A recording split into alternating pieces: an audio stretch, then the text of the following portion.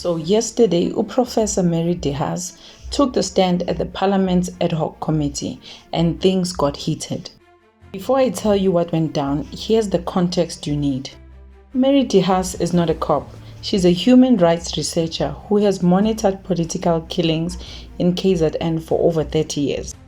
She investigates police abusers, whistleblowers trust her, and for decades she's been calling out SAPS leadership. Now, this has not sat well with senior police leadership, especially Lieutenant General Nhlanhla Mkhwanazi.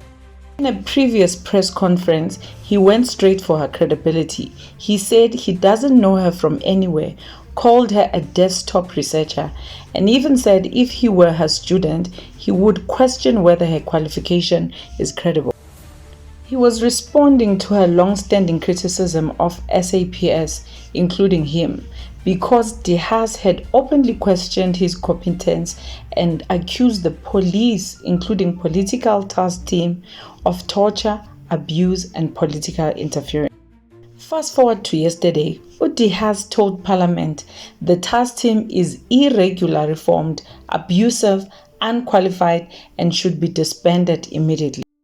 But the biggest fight, she flat out refused to name her sources.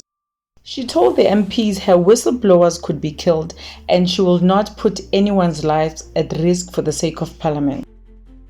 MPs pushed, they got frustrated. Some said her testimony was hearsay and gossip without the names. Voices were raised, she talked over them, and the room got tense.